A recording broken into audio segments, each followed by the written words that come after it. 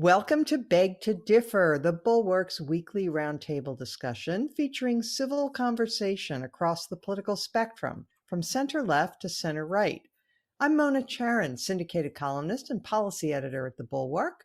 I'm joined by our regulars, Bill Galston of the Brookings Institution and the Wall Street Journal, Linda Chavez of the Niskanen Center, and Damon Linker of The Week. Our special guest this week is A.B. Stoddard, editor and columnist at Real Clear Politics. Well, ladies and gentlemen, this is our end of the year podcast. It is New Year's Eve, the day of New Year's Eve while we're recording this. And so I thought we'd have a look back at the most awful year that probably any of us can ever remember.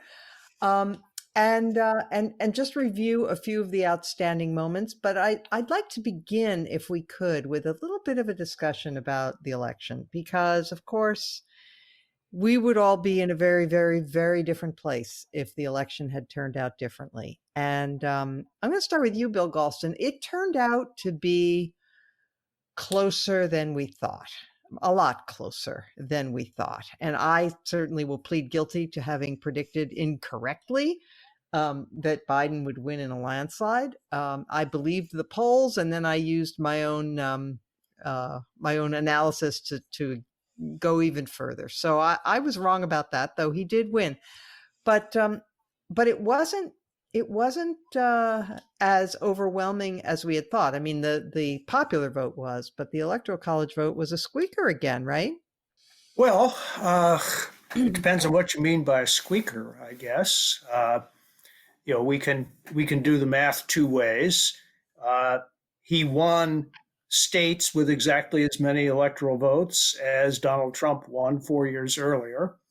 A squeaker in the Electoral College is, I would say, an election in which a switch of one state would be enough to alter the results. That wasn't close to being the case in either 2016 or 2020.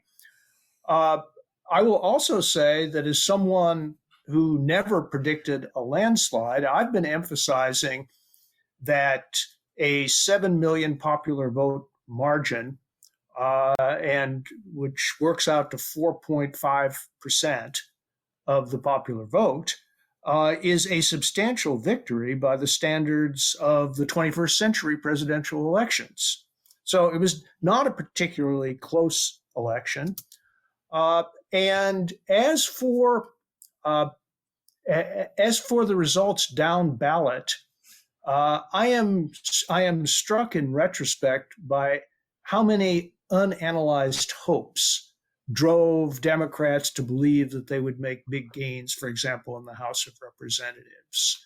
If I had a lot of time, I would go through the math and the history. Suffice it to say that 2018 was a kind of optical illusion because it represented the interaction of a highly mobilized Democratic Party eager to send a message to Donald Trump versus a Republican Party that was not particularly energized. It was what the political scientists call an asymmetrical mobilization. And there was every reason to believe that the gap between the Republican House vote and the Democratic House vote would narrow with Trump at the top of the ticket. So I never believed that it would be a blowout for Democrats, either at the presidential level or the House level. And in retrospect, I think if the Republicans had realized how close the House elections were going to be, they probably would have poured more money in, and they might very well have come away with a very narrow majority. So I could tell the story two ways, but at the presidential level, I think the people who believed that Biden would win comfortably, just looking at the basics, including the fact that Trump's job approval never got above 46%, were pretty much not surprised by the results. I know I wasn't.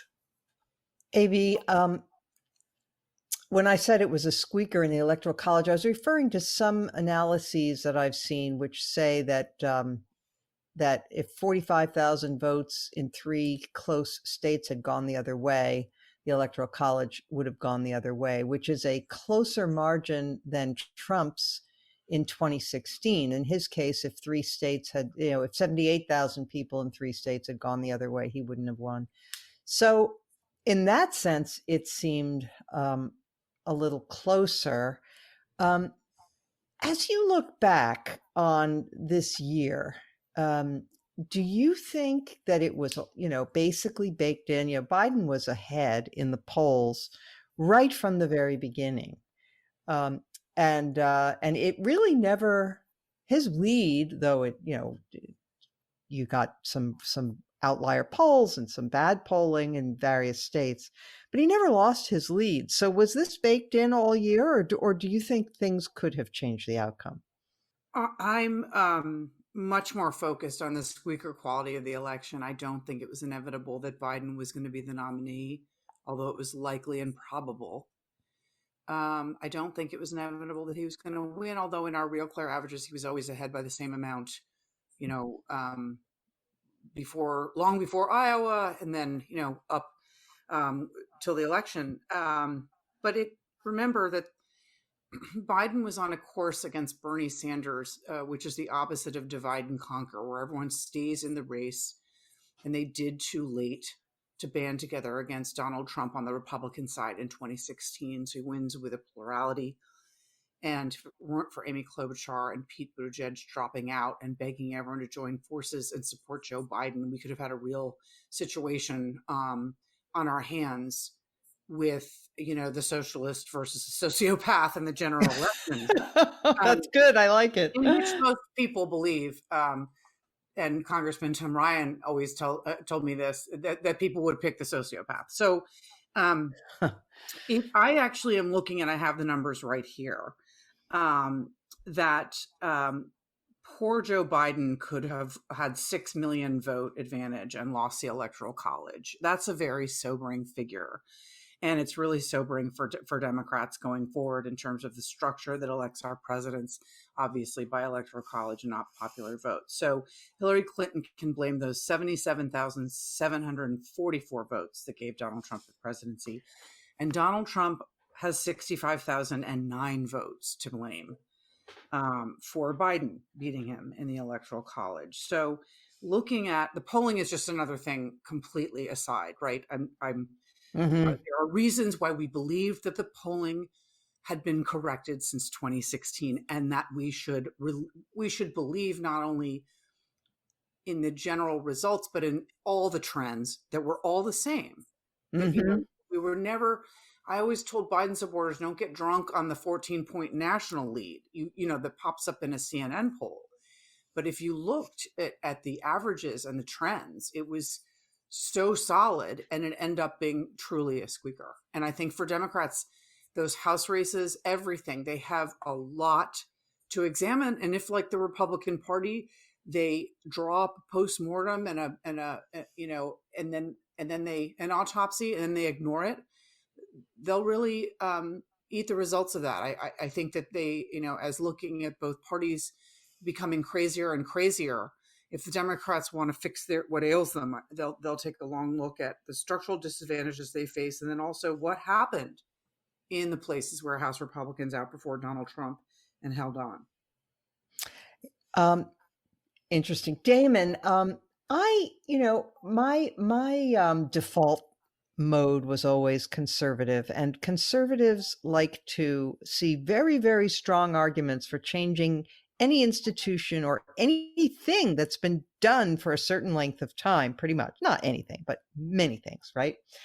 And until this year, I must confess that my attitude toward people who said we really need to get rid of the Electoral College was negative. I thought, well, wait a second, it performs some functions, and it's worked for us all these years. And yeah, you had a few cases where the winner of the Electoral College did not win the popular vote, and that was problematic, but that really doesn't happen very much. But look, first of all, the two examples just since the year 2000 when that has happened, and then the projections that we are looking at more elections where that may happen in the future leads me to say maybe we should reconsider going around the electoral college. You don't have to amend the Constitution, by the way. You can do it through a compact of the states. And I'm just wondering, what's your perspective on that? Because it is really it's alarming where we are. Yeah, I agree with you. And I wrote many columns a couple of years ago, kind of banging the drum about the injustice of the Electoral College. So I'm sympathetic to those arguments, and I think that it's true. It's a huge problem. Nate Silver is probably, I think, his best contribution to the 6 months leading up to the election this year was a tweet that he sent out that I believe I shared as my selection at the end of one of our podcasts, where he went through and showed the his prediction of the likelihood that Trump could win the Electoral College, Biden winning the popular vote, and all the way up to what we ended up seeing of about Biden up about 4.5%. There was still a significant chance that Trump could win.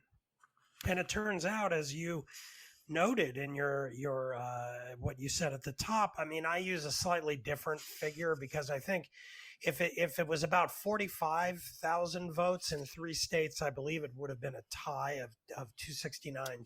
Yes, you're correct. That's right. And yeah, which would have led what's going to happen on January 6th in Congress to look like child's play. That would have been a total mess. But let's change it slightly to 65,000 votes in 3 states and Nebraska's 2nd congressional district. Mm-hmm. If 65,000 votes, which again is still just about 20,000 or so votes, fewer votes than Hillary Clinton lost by, in that case, then it would have been 270, 268, an outright electoral college victory for Trump.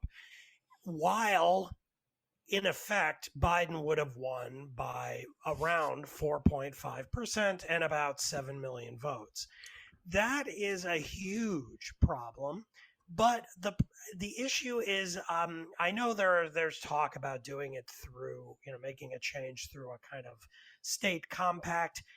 I guess I've become more of a skeptic that this is something that can really be achieved in any kind of serious way from where we are. I sort of think that Democrats need to spend a little less time thinking about how we can somehow get around this fact of our system and trying instead to win within it, as Democrats have done for the entirety of American history until roughly the last 4 years. I know Bush v. Gore gets lumped in with the problem, but Bush v. Gore in 2000 was a much narrower issue, as Bill noted earlier. That was a true squeaker where literally fewer than 1,000 votes switching in a single state would have changed the outcome. That's something where that was such a narrow election result that there are plenty of electoral systems around the world that would have been short-circuited by something that narrow. Our problem is more of what we've seen in these last 2 presidential cycles, where the Democratic electoral coalition is becoming increasingly urban and inner ring suburban, and therefore increasingly inefficient against the Republican electoral coalition. And that can be changed by Democrats making a different kind of pitch or appeal to voters. And I would urge them, I would say it's more realistic to think we can resolve the problem by changing in that respect. In other words, basically, it's a case for more moderation and centrism on the part of Democrats, especially on cultural issues. In other words, do even more than Biden did in appealing to Midwestern voters, Rust Belt voters, and so forth, and keep trying to make those inroads instead. So that's where I come down. Yeah, it's not as if they didn't get this message in the past. I mean, I think Rahm Emanuel was the chairman of the Democratic Campaign Committee in 2006 and recruited a whole bunch of sort of moderate Democrats to run in 2006, and they did extremely well. As many did in 2018, when we keep hearing that story of, well, the Democrats did so great in 2018. Well, a lot of the people they recruited were precisely like that as well. I know. I couldn't get over how many were military veterans. I thought, are they in the right party? But they were. Exactly. Yeah. Linda, the Electoral College, as it was initially envisioned, was going to be a group of men who would come together and use their judgment to make sure that the will of the masses, of the mob, hadn't gone off the rails, and that only men of distinction and judgment would be elected president. It never worked that way. Like right from the very beginning, it never worked that way. Well, that may be true, Mona, but I've often joked on this program that you and I share a common brain, and I'm finding myself more and more since the election finding some separation from you. And what's even more shocking to me is that I am now the more conservative party. It's true. It's true. And it's really strange because you're a lifelong conservative. I came to conservatism later in life. But let me make a pitch for the idea of the Electoral College that isn't based on whether it's easy or difficult to win, but on the notion that one of the great things about America is that we are so diverse. And I don't just mean racially and ethnically diverse, but that we have different sort of subcultures within the United States. I mean, if you live in the Midwest, it's very different than living in the Deep South. I'm a Westerner in my bones. I will always be a Westerner. It's very different than being somebody who comes from the coastal areas. And if you look at the map, the colored map, you will see that the blue states are very much coastal states, with now a little smattering. Colorado is now much more safely Democratic than it has been, and Arizona may be going that way. But I've always thought there was some beauty in having a check on this notion that one cultural group, in this case, cultural elites, well-educated people who work mostly in white-collar jobs, professionals, get to pick our national leader. And the fact that you do have to make a play for these different kinds of people with very different backgrounds. And I'm not even speaking so much in terms of policy issues. I'm speaking more in terms of culture. And that was one of the reasons why in previous presidential elections, there was, a need to have a kind of regional balance. I mean, JFK would not necessarily have picked Lyndon Johnson were it not for that sense that you want to have people from different backgrounds and appealing to different kinds of voters. So I'm not willing to give up the Electoral College just yet. And I agree very much with Damon in suggesting that Democrats really need to do a better job appealing to those Midwesterners, Westerners outside of, places like Colorado, which, it's Denver and Boulder and then the rest of Colorado. It's not the entire state, but doing a better job in appealing to more rural, exurban voters, Southerners, people who lead a different lifestyle, who don't get up every morning and read the New York Times and the Washington Post and turn on CNN and MSNBC. But I also think that in order to ever make that work, Republicans can never again do what they did in 2016, and that is pick a totally unhinged, unprincipled man without character, who, by the way, had no ideology. I think, the political parties, they should be different and they should represent different things. And right now, I have no idea in the world what the Republican Party stands for. Well, I do, but we'll get to that later. Bill Galston, you wanted in on this? 2 points for the record. First of all, 100% of Joe Biden's 7 million vote margin came from just 2 states, California, which he won by 5 million, and New York, which he won by 2 million. If you look at the two largest Republican states, they provide a much smaller vote margin for Republicans. So there is a massive voter distribution problem that Democrats have, and if they wanted to solve their electoral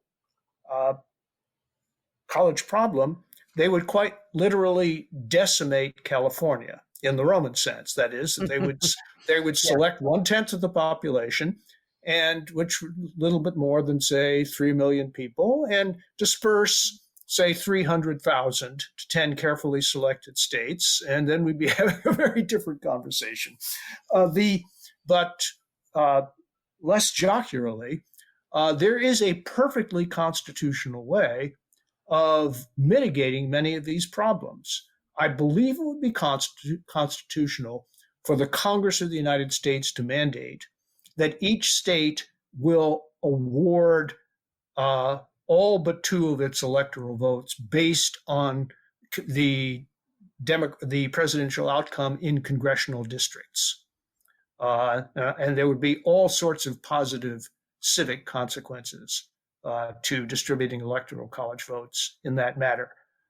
I haven't worked out exactly what impact this would have had on recent presidential elections, but from the standpoint of exposing the entire country to the election rather than having the election confined to 10 or 12 states, I think it would be transformative.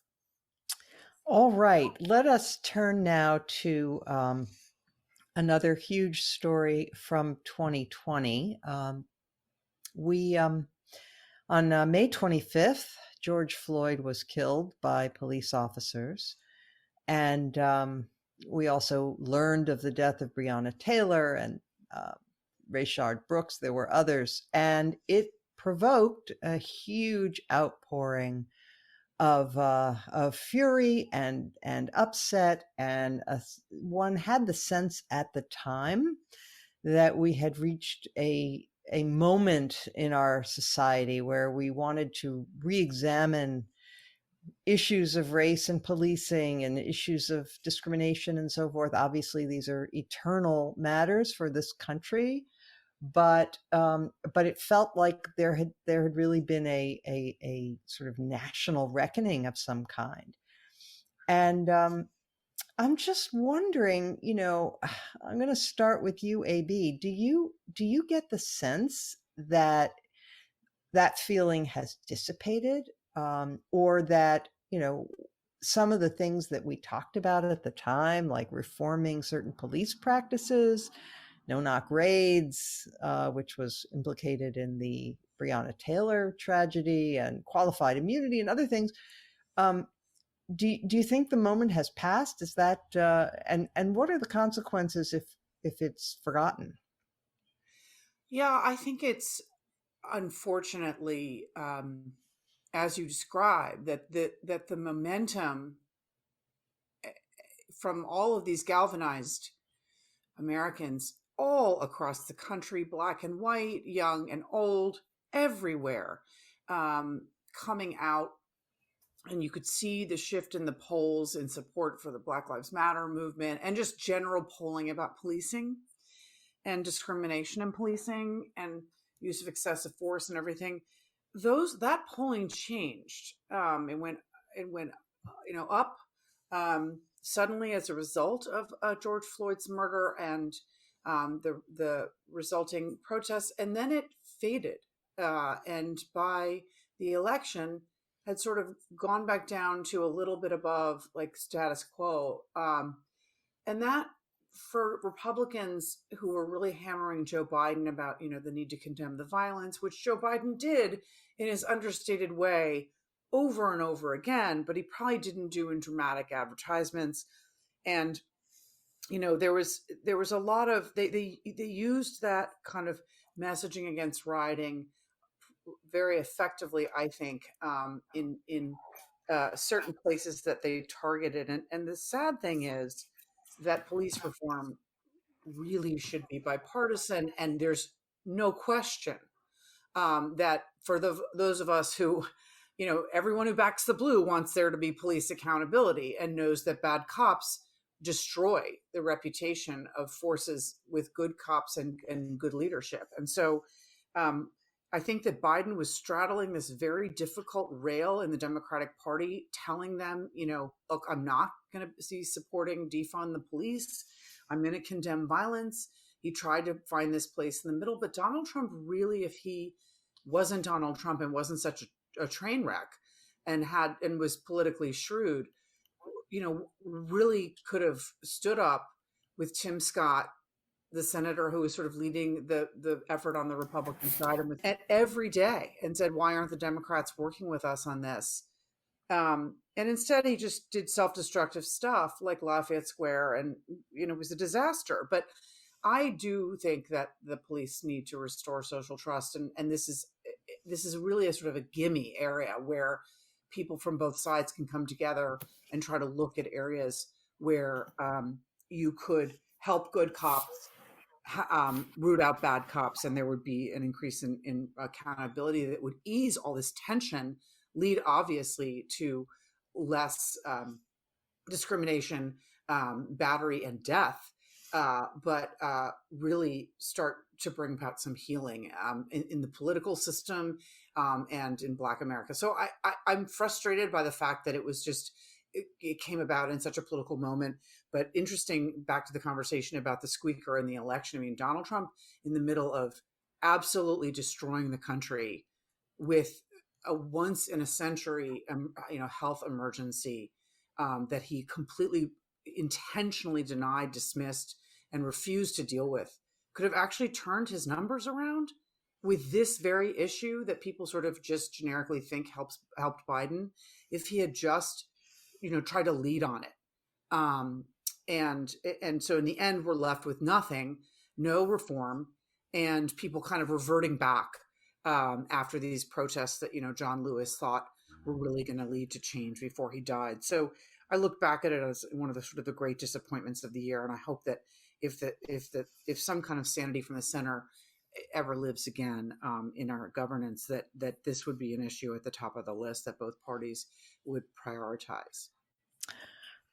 Damon, you could even make the case that that whereas the initial energy and the initial passion was for racial justice and for reform, that really did flip on its head when the violence got out of hand in certain places, when Trump so bungled the response. But he bungled the response, but it didn't matter. The fact, you could argue that Biden saying, having messaged reasonably well that he was, he didn't excuse rioting, was okay and not harmed by it. But you could argue that lower down on the on the list, the Democratic members who were running may have been badly hurt by the defund the police message, which certainly was out there. Yeah, absolutely. I mean, I think it was in some ways a really sort of tragic missed opportunity, although it's also true, sadly, that our politics, being as polarized and dysfunctional as it is, this often happens. You see it with when there's a mass shooting, there's suddenly all this groundswell of support for more gun regulations. Then it kind of crests, and then within 6 months it's gone again, and then we await the next big tragedy to happen, and then it happens again, and then it goes away, and very little actually changes. And that's a kind of broader problem, I think, with our politics right now, is that the government is not particularly responsive to public opinion about a lot of these things, and that's a problem, and it feeds the kind of burn it all down mentality that you get on both extremes. But on the issue of crime in particular, I mean, I'm going to really go out on a limb here.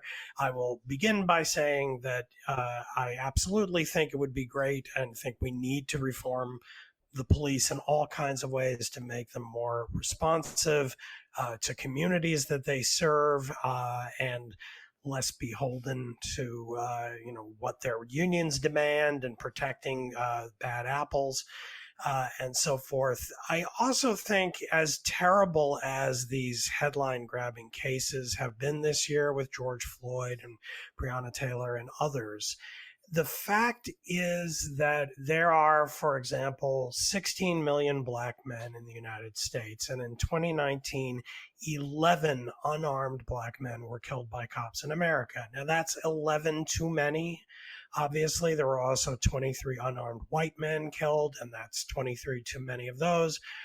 Obviously, if you look at the percentage in the population of black versus white, there are disproportionate numbers of blacks killed. So these are problems, and they do have to be addressed. However, 11 in a country as large as the United States is less of a kind of crisis issue than you would think. And if you go back and look at these numbers back in the past, it used to be much worse. So I think there's a way in which we're living at a time, partly because of social media, where we're all falling victim to the fallacy of composition, where you find one example or a handful of examples of something and they get blown up as exemplary of the whole. And so, 20 years ago, when an unarmed black man was, killed by a gun, or a cop kneeling on his throat, as happened tragically with George Floyd, there wouldn't be a video of it. You'd kind of hear about it. It might not make national news beyond the local area. Now there's a video, it's broadcast, the entire country and even the whole world sees it in about 5 minutes. And it becomes the aha moment, the moment where everyone says, see, that's the way it is overall. That's the exemplary case. And in some cases, it isn't true. And the last point I would make is that another reason why I think things have sort of crested and now ebbed in the reform drive that we saw 6 months ago in the country is that the big crime story of the year has ended up becoming this alarming spike in homicides throughout the country. Mm-hmm.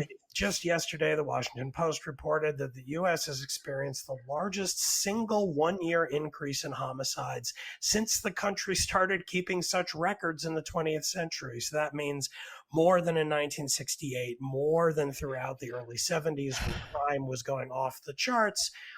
And, that's a 20.9% increase in killings nationwide. And that's only through the first 9 months of the year.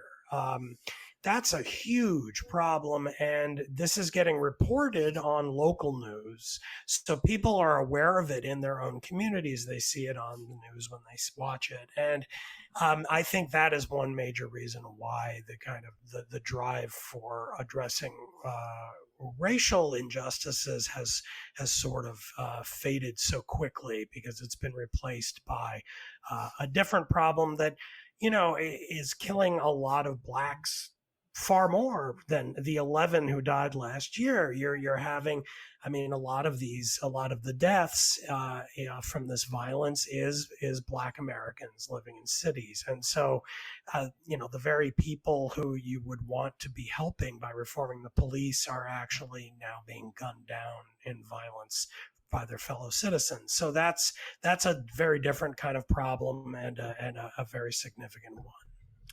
So two points to respond to real quickly. One is, you talk about the fallacy of composition, and that really describes the internet, the way we process information these days. It's fallacy of composition all the way down. Something goes viral, and people then lose their capacity to put it in perspective and look at statistics and say, yes, but how common is this really, and so forth, which is the only way to make sane policy. Another thought, a related thought, though, regarding this spike in crime, I saw that, of course, too. And the first thing that I thought was, it's going to be a really devilish problem to figure out what went on in 2020 when you're a criminologist going back and trying to figure this out, right? Was it did it have something to do with the police pulling back after all of the protests? Did it have something to do with the pandemic? Did it have something to do with the crazy atmosphere in the country in general and a very fraught election? I mean, there are just so many things that went badly in 2020. It's going to be awfully hard to compare it to other years and try to tease out what's going on, right?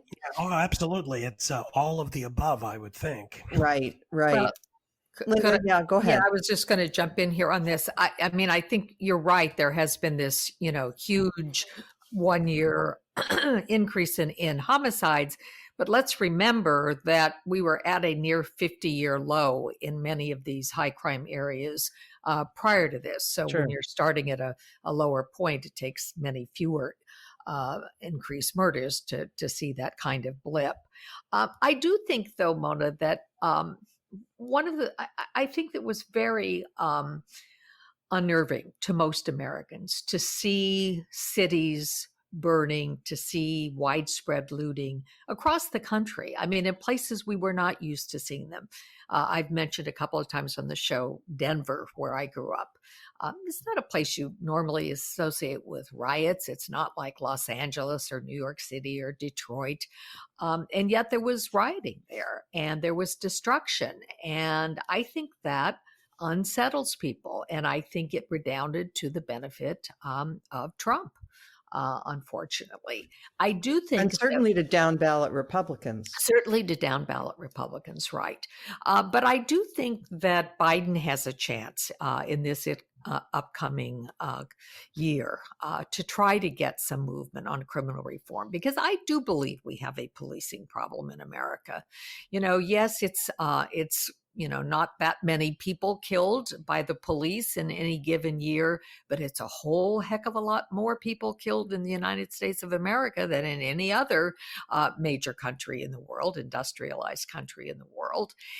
And I do believe that our police forces, particularly after 9/11, became very militarized. I mean, it's, really astonishing when you saw the rioting this summer to see these tanks moving down the street. And it wasn't the National Guard bringing in armored vehicles. It was police forces who have that kind of weaponry. And I think that's a problem. And I don't think, given the fact that we've had relatively low crime rates in recent years, that it's justified by need. I mean, why do our cities have to look like they've been taken over, that there's, some kind of martial law that's taking place with tanks and people looking like soldiers in the street? So I do hope that Biden is able to take this on. And I do hope that when he does deal with the issues of racial injustice, that he doesn't make the mistake that Democrats so often do, which is to swing the pendulum too far in the direction of trying to create special programs based on race, trying to make race become a factor in hiring and school decisions. I mean, one of the most interesting things, and again, we've talked about it on the program this year, in the election, was that California, arguably the most liberal state in the country — I don't think actually there's any argument about that — it is the most liberal state, and yet voters in that state rejected a move that would have put racial preferences for college educations and government hiring and government contracting back on the books. So it's going to be, I think Biden's own personal instincts on this issues are very good, but whether he has moved too much by trying to appeal to the left in his party is going to be the real test. Bill, one of the things that has been characteristic of our era is that there is so much unwillingness on the part of each side to show even a modicum of good faith about the other side, right? And one of the things that I hoped would happen, this was before the rioting, but that when we first had these huge demonstrations on behalf of Floyd and on behalf of Black Americans in general, And you had certain little, they were symbolic, but they weren't unimportant. Things like the NASCAR company banned the stars and bars, and the state of Mississippi decided to change its state flag to eliminate any vestige of the Confederate battle flag, and so forth. And it could have been a moment to say, people sometimes are insensitive or they don't realize how things sound, but when it's pointed out to them, they can let the better angels of their nature thrive or bloom. And it feels, one of the reasons I wanted to discuss this is that it feels as if everything just sort of disintegrated. All of that hope, all of that opportunity that was part of what happened in the aftermath of these awful tragedies has dissipated, and instead we're back to you want to defund the police, and I want to be cruel to Black people. I'll confess, Mona, I'm a little bit more hopeful than that. I'm hopeful not only because in the midst of a highly conflictual year, there was actual agreement across party lines and legislation in the area of sentencing reform with the president's support. But I'm also hopeful because I know for a fact that there are groups in both the Senate and the House, bipartisan groups, that are quietly working behind the scenes to try to negotiate some agreement between the package of criminal justice reforms that Senator Tim Scott, Republican, African-American from South Carolina, put together, negotiate some agreement between that package and a more aggressive package of reforms on the Democratic side. I don't subscribe to the argument that all of the energy has gone out of this. Certainly, it has receded somewhat. But I think thoughtful legislators on both sides of the aisle understand that there's a real problem here and that it needs to be addressed. A second reason for hope is that President Biden will not drop this issue. He won't let it disappear off the agenda. He can't, and even if he could, he doesn't want to. So there will be sustained presidential attention. And I think that once he learns more about the folks in the House and the Senate that are really continuing to work on this problem, he will come to believe that a negotiated solution is not only possible, but beneficial. A final point. I think that to some extent we lead ourselves astray when we focus exclusively on killings by police. The deeper problem, I think, and one that has really driven a wedge between minority communities, particularly African Americans, and the rest of the country, has to do with the day in, day out policing practices, stop and frisk, stopping cars for minor infractions or because they appear to be in the quote unquote wrong neighborhood. The resentments that have built up are much more focused, I believe, on these day-to-day experiences of unequal treatment by the police than by the episodic but highly publicized police killings. Lindsey Graham had a kind of an aha moment in a Senate hearing just last year when Tim Scott told him that he personally had been stopped by the Capitol Hill police 6 times in the past 18 months and was unable to persuade them that he was a U.S. senator trying to go about his business like any other senator. Remember that one? I think, Bill, he said he'd been stopped in his own neighborhood driving his car 6 times. And he had also been stopped by the Capitol Hill police, but I don't think it was 6 times by the Capitol police. I could be wrong about that, but. Well, you're rarely wrong about such things, Mona. So thank you for the factual correction, but the point stands. Yeah. Right. That we're talking about unequal policing that doesn't take the form of shooting people, recklessly and without justification. Yeah. It takes the form of daily provocations that drive home the belief in minority communities that they are the objects of suspicion by the police, and the police see their job much more as subduing these communities than serving them. And that has to end. Yeah. Yeah. Thank you for that. Okay. So let us now turn to a segment where we're just going to list some things from the past year. It has been probably the most eventful year ever. So, I'll just give a couple of examples. At the very beginning of January of last year, of 2020, we were talking about the assassination of Qasem Soleimani. Australia had huge fires. In February, we had the Iowa caucus app that malfunctioned. Remember that? This podcast spent a good bit of time on the accusations by Tara Reid. I could go on, but let's. Yeah. So let's start, though. I've asked you all to submit what you think is the craziest moment of 2020. Damon, what about you? Well, there's a lot of competition. Yes. For that. But I guess I will avoid pointing to one of the couple dozen examples from Donald Trump that I could have chosen for this, and instead highlight something that actually came out in talking to my son about this. He reminded me of the evening of March 11th, which I believe was a Thursday, which was the week, as we all might remember, when we went from, this COVID thing's not that big of a deal to, oh my gosh, we're shutting down the world. And it was on that night that Trump gave a speech in which he said that he was shutting down travel from Europe. The NBA shut down the rest of its season. Tom Hanks, it was announced, was sick with COVID-19. I believe he was in Australia at the time.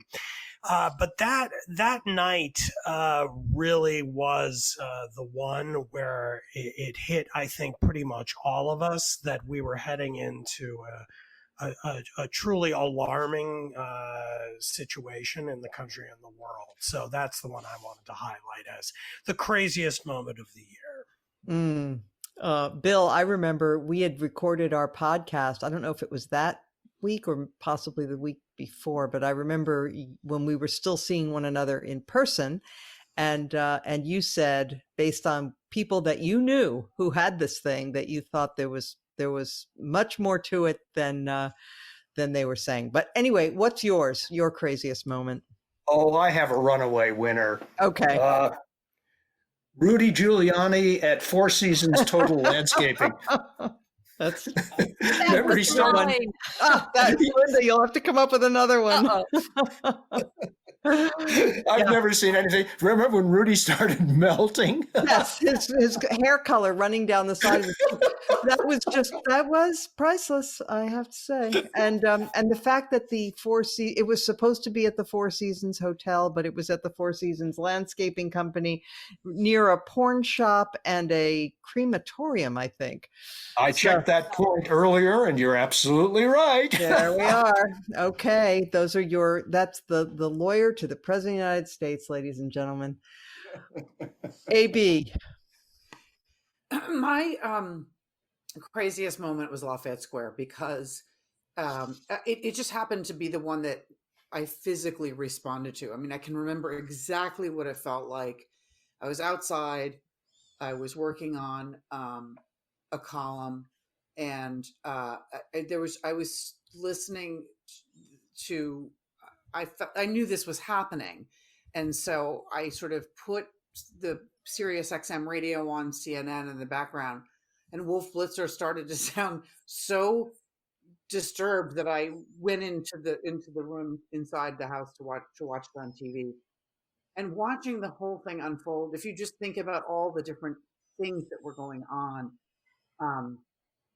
they had televised Bill Barr walking through Lafayette Square to go into the White House.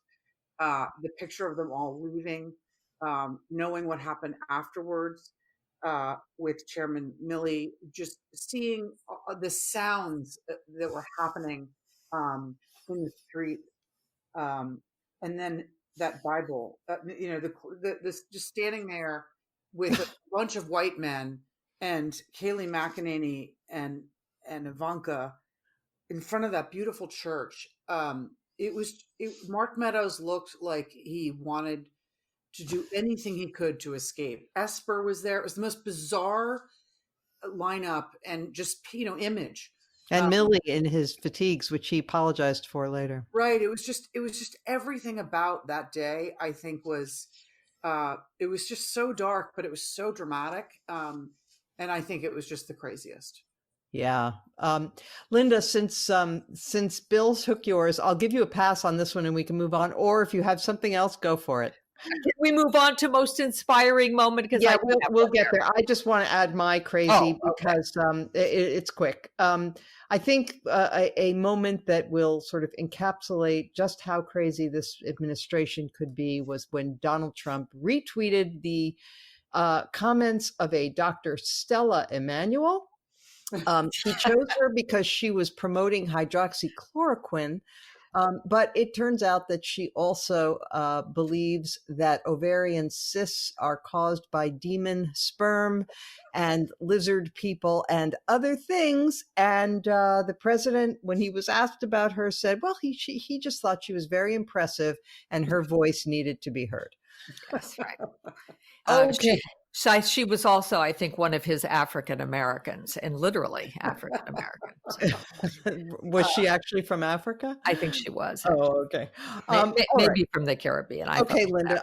Since you've demanded it, go for the most inspiring moment. Well, I was very inspired when someone finally stood up to Donald Trump and called him out, an elected official. And of course, it was not a United States senator. It certainly wasn't the vice president.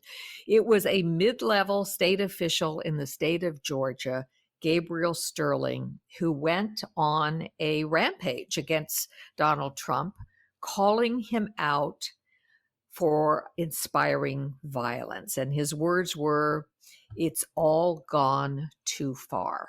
And I found that very inspiring because I think if something like that had happened early and often in the Trump era, we would have had a very different last 4 years. I really think the cowardice, particularly within the Republican Party, to call out the baseness of this man, the craziness of this man, and the truly dreadful, cruel, and awful things he did really harmed the United States and made us a worse nation in 2020. Linda, I'm sorry to rain on your very inspiring moment, but while I agree this fellow deserves some credit, I have to say that that there were a number of Republicans who suddenly found their voices after Donald Trump had been defeated. And I would include Rick Santorum and the New York Post editorial board and the Wall Street Journal editorial board and many others who suddenly were disgusted and dismayed by these attacks on our values and our culture. But anyway, okay, Damon, what's your inspiring moment? Well, I mean, I almost feel bad to do this because I assumed that several others on the podcast would pick this, and since you've come to me as before anyone else has said it, I'm gonna steal everyone's thunder. It was Mitt Romney voting to convict Trump. Yep. I mean, we had some discussion before the podcast about some other examples of Republicans who have sort of, tacitly supported Trump and then have turned on him, and whether this is cowardice or kind of late breaking honor. And we can maybe talk about that when other people name things. But the Romney vote was really something, not only in the context of this year, and this administration, where so many prominent Republican office holders have just sort of gone along with the circus out of fear of Trump and his voters. But in the context of the narrower context of the impeachment itself, the fact is there is really no precedent in American history for a party to boot out its own president in an impeachment. So that was always going to be a very long shot. So, in that context as well, Romney having the guts to stand up and say, you know what he did is wrong, and I'm going to vote my conscience, and it's this, and I don't care what you say about me as a result, was a truly noble moment in American politics at a time when there are not very many of them. Thank you, Damon. Since that was mine, I'm going to just add that it is the only time that a senator has ever voted to convict a president of his own party in an impeachment trial. So, so there's also that aspect of it. AB. I want to just, that's not my choice, but I just want to second that's in that speech where he was near tears. It was so incredibly moving because he was not only devoted to the Constitution and the system that he serves and believes he's a public servant, but he also, you could tell, was really living his faith, and that his faith would not permit him to be deceptive in pursuit of power. It was just an amazing moment. And I'm very glad it was part of this year. I found inspiration. It's really been interesting this year. The only place is on Twitter. Sometimes you'll catch it on cable news. I'm inspired by the many moments that I have read about about these frontline workers that in the healthcare, in hospital workers, nurses. They have done the most unbelievable things in the pandemic. They have moved away from their families, sometimes with young kids, to hotspots, gone on airplanes, gone and lived in hotels, and bunked up for weeks and months at a time to help places that are surging and are at hospitals that are at breaking point. They have held the hands of strangers so they don't die alone. They've prayed over them. They've stayed past their shifts overnight so that people they knew were about to die would not die alone. It's just been unbelievable. And they are the best of us. And I'm really obsessed with the coronavirus and what it's shown about our society, and the fact that a significant portion of the country still just does not care that these hospitals are at breaking point, that we're crushing our system with what happened at Thanksgiving, what's happening at Christmas. It just breaks my heart. But these people have really inspired me, and they just never stop giving. Thank you, AB. That's a fantastic choice. I'll just add one quick point, which is my brother's a doctor, and he stressed during this whole process that it was the nurses above all who deserve our gratitude. He said, we doctors, we go in, we see the patient for a couple minutes and, or sometimes longer, but frequently it's a quick visit. Yeah. When you are only exposed to the virus for a brief moment, you're not as at risk, whereas the nurses are, they're there all the time, and they have, their own families to worry about and themselves. And it's just been so inspiring and courageous and wonderful. All right. Bill, did you offer an inspiration? No, I don't think you did yet. You're right. I haven't. And I'm going to mention something nobody else has. And this may reflect the fact that I'm the son of a scientist, but I was truly inspired when the Pfizer test results were made public. I said to myself, my God, in the midst of all of this history, the United States, rather, in the midst of all of this misery, the United States has just made history. From a standing start, we have a functioning vaccine in 9 months. It was really a triumph for scientists working as teams across the country and frequently across national boundaries as well, to achieve what in any other time would be called a miracle, and one that will save millions of lives around the world. So I found myself inspired as the son of a scientist by what I knew the backstory was. How many laboratories were running 24/7?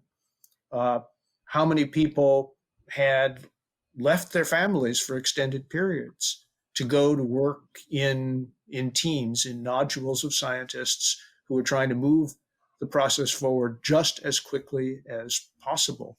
If you look at the estimates of how long it would take before this process of vaccine development was underway, you would see things like 2 years was very optimistic.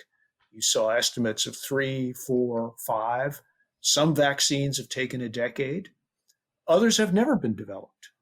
There are diseases that people have been working on for a very long time for which there's no effective vaccine. So I was stunned into silence by that announcement. Agreed. All right. Let us now move on to our picks for the 2020 MVP. And I am going to take the privilege of going first because I'm betting somebody had this in mind also. Damon, too bad. If this was your pick. I'm going to choose James Clyburn. Because I think the most important thing that happened in 2020 is that we ended the presidency of Donald Trump. And without James Clyburn throwing his support before the South Carolina primary to Joe Biden, and thereby goosing his chances of winning that primary, which he went on to do in decisive fashion, and then winning the nomination. If it had not been for that, it is not at all clear that Biden would have been the nominee. And if Biden had not been the nominee, it is not at all clear that Trump would not have been reelected. And so I think the MVP has to go to James Clyburn. Damon. Excellent choice, but that was not who I was going to pick. I'm doing just a different order of basically a similar point, which is how can it not be Joe Biden? Okay. Joe Biden, I really do believe, given what we saw with the results, because again, I do think it was remarkably close. I do think he's pretty much the only Democrat who could have won this year, given the available options. I wouldn't have said that necessarily a few months before the election, but seeing how it worked out, where the votes were, the different groups who were mobilized on the different sides, seeing how well Trump did in gaining 7 million or so additional votes over 4 years ago. I think Biden ran a really tight ship, a strong campaign. He and his campaign were ungoatable by either the woke left or the multitude of attacks coming from the right about his son, about other things that had nothing to do with reality, like calling him some kind of socialist radical, Trojan horse for the left. It was sort of nonsense coming from both directions. And at no time did he really ever get knocked off of his stride. He never took the bait. And just ran a solid campaign in a really crazy year where it couldn't be a normal campaign. And, you know, in politics, what matters is if you win. And he did win. And at least, you know, we can say that, therefore, the Democrats really did choose the best guy this year. So kudos to Joe Biden. Agreed. Linda. Well, I picked Anthony Fauci. What would we have done without him? He was the only person who we could sort of rely on to stand up at the podium and give us the straight picture during all of those many briefings in the early days. He's the one who explains to us medical terms and the progress of the vaccine and tells us how it works, and gives us the bad news when he needs to, which is that Americans are not doing what they should be doing in terms of staying within their own family circles. They're only getting out and spending too much time with each other, and therefore the virus is going wild. So I think Anthony Fauci, he's my hero, my most valuable player of this year.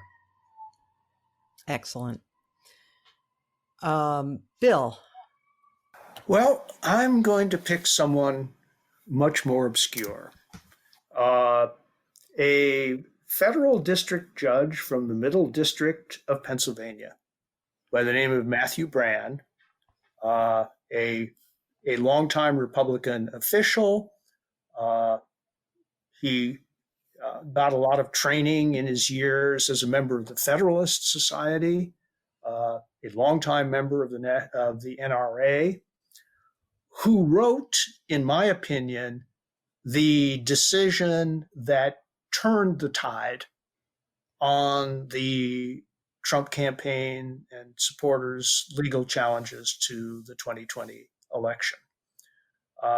Brand's 37-page opinion was thorough, scathing, and totally compelling.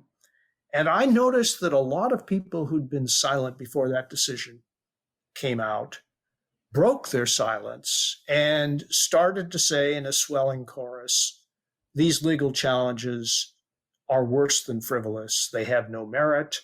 They're undermining confidence in the system. Cease and desist.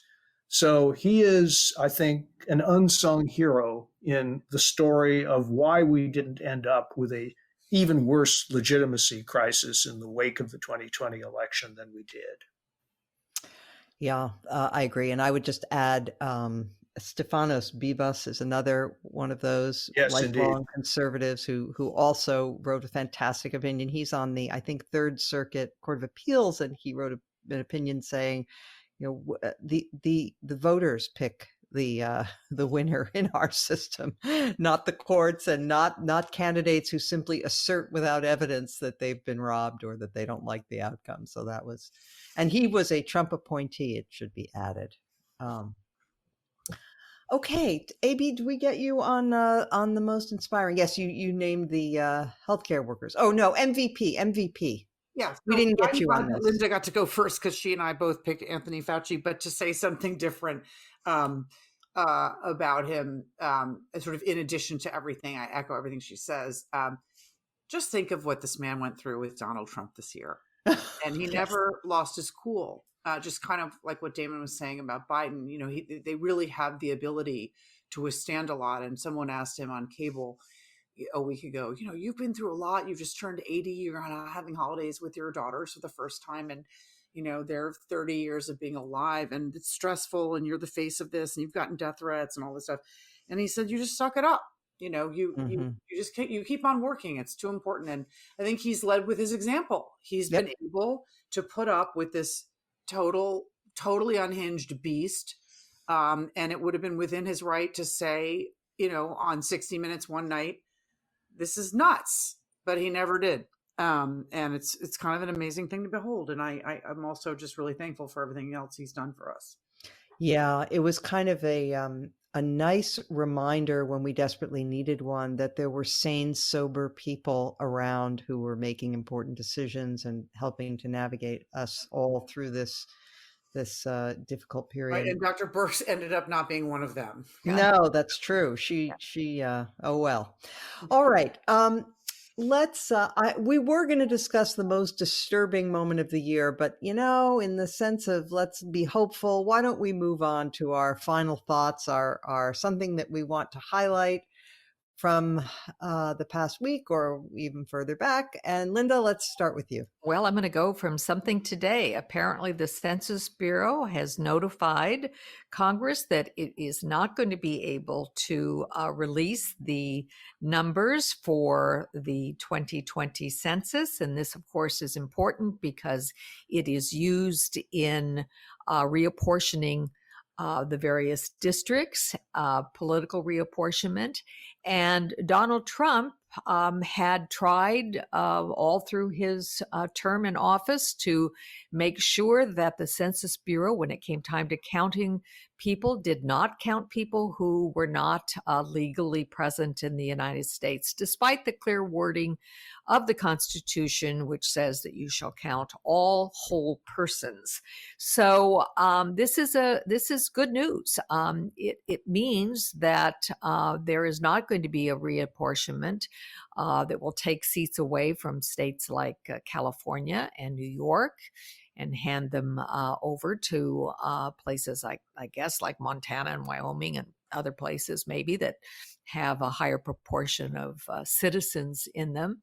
And so it looks like these numbers are not going to be forthcoming till after Joe Biden is in the White House, and we can put aside this further threat to the Constitution. Interesting. AB. Well, as I mentioned before, am really obsessed with the coronavirus and what happened this year in terms of what I believe is the largest, worst failure of government in our history to protect its citizens in a mission that it was responsible and accountable for doing. And unlike Donald Trump's messaging was always, to shove it off on the states, but it was the federal government's responsibility to mitigate the threat of a pandemic, like the threat of a dirty bomb. And as I said before, he refused to. So I think it's just been really important for people to, there's so much other noise that goes on. It was an election year. We were all dealing individually with our struggles during the pandemic. There was an economic wipeout. There were so many things that people sort of tended to just become numb to, not only the death total, which is now at almost 4,000 a day, is heading to 7,000 a day, but at what this greatest nation on earth did not do for its citizens, not stand up a national testing regimen so we could self-screen. We should be months into having home tests by now. All the things that we've lost because of what Trump refused to do. So I sort of want people, not only after impeachment and everything else, to reread the Constitution, but I desperately want them to be students of what the government was supposed to do and did not do. So I'm going to highlight Lawrence Wright's massive piece, The Plague Year, in the New Yorker this week, which I've begun online, is very compelling, but I intend to read in person. And as a New Yorker and a fan, as a New Yorker myself and a fan of the New Yorker magazine and a subscriber, I have to tell you, it's been daunting to not be able to find one in this local vicinity for all the days I've been trying. But I will get my hands on it and I will finish it. But I think it's a great look again, in addition to all the other great reporting from the Atlantic and other places, telling us just what we have at our hands in this government that the Trump group refused to utilize, how they politicize the FDA and the CDC, the work we have ahead, because there will be other pandemics. And I think that people need to realize there's a lot to be learned about this, both about government and about what our expectation of government is and should be as we enter into a Biden administration. All right, let's go next to Damon. My selection is from a philosopher at the University of South Carolina named Jennifer Frey, spelled Frey. She has an essay in the newish Christian magazine titled Fair Forward. The essay is titled Taking Humanity Seriously, and it's a really thoughtful critique of a very well-attended class at Yale on happiness that's taught by a cognitive behavioral psychologist. And something like 25% of undergrads take this class. And she really, in a very polite way, dismantles what is taught in this class and offers an alternative account of human beings based on classical and Christian traditions of philosophy, and also drawing on the writings of essayist and novelist Marilynne Robinson. It's a really useful reminder of how much beauty, truth, and wisdom is waiting for us in the great books of the past, and in our noisy moment in history. That's something we can never be reminded of too often. Thank you for that. I love things like that, because there's a tendency toward presentism that we all suffer from, and it's good to be reminded that those who came before us knew a thing or two and had deep wells of wisdom. Bill Galston. Well, I wanted to observe, I can assure you in a non-malicious spirit, that the first serious debate of the 2024 Republican presidential nomination contest has already broken out. A few hours after Senator Josh Hawley announced that he would join members of the House of Representatives in challenging the results on January 6th. Another young senator, Ben Sasse, also a Republican, posted a 2,200-word mini essay on his Facebook account accusing unnamed people of being, quote, institutional arsonists by continuing the fight, the futile fight to overturn the results of the 2020 presidential election. And he said very bluntly that some people were trying to move to the head of the populist pack by playing this card, and that it was destructive and irresponsible. And I don't think it will be long before there is a response from Senator Hawley and those who support what he's doing. And this will be a very interesting debate between institutionalists and populists within the Republican Party. Thanks, Bill. I saw that post by Senator Sass. It was excellent. He went through sort of chapter and verse about why these claims of election fraud are utterly spurious and bad faith. And so that was good. Unfortunately, there are estimates that somewhere north of 100 Republican members of the House may sign on to this effort to challenge the Electoral College count, which is a really bad omen for democracy. And of course, Hawley is utterly cynical, knows exactly what he's doing. And it ties in with my sort of final thought here, which I'm afraid isn't very cheerful, but that there are two things that happened that I wanted to just cite as evidence for where the party has descended to. This past week, we had the conservative pollster Rasmussen tweeting out a quote from Joseph Stalin, of all people. It's not actually a true quote, but then so few quotes are. But in any event, it was something along the lines of, it's not who casts the votes that counts, it's who counts the votes. And it was a message to Vice President Pence that he could somehow manipulate things in favor of Trump on January 6th, which is, of course, absurd and unpatriotic and all of that. But it's really, I just couldn't resist the irony that this is what conservatives think is conservatism now, to quote Joseph Stalin.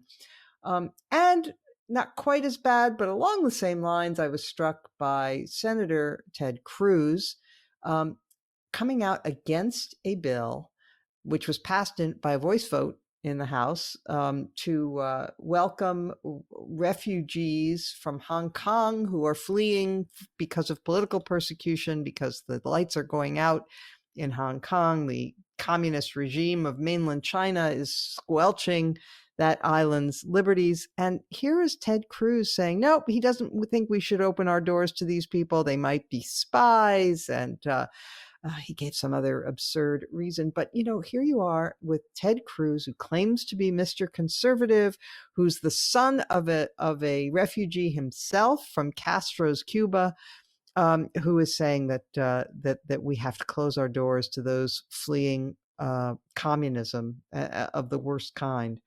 So it's not a pretty picture about what has become of the Republican Party. I hope that Ben Sass is the voice of the future, but I'm skeptical.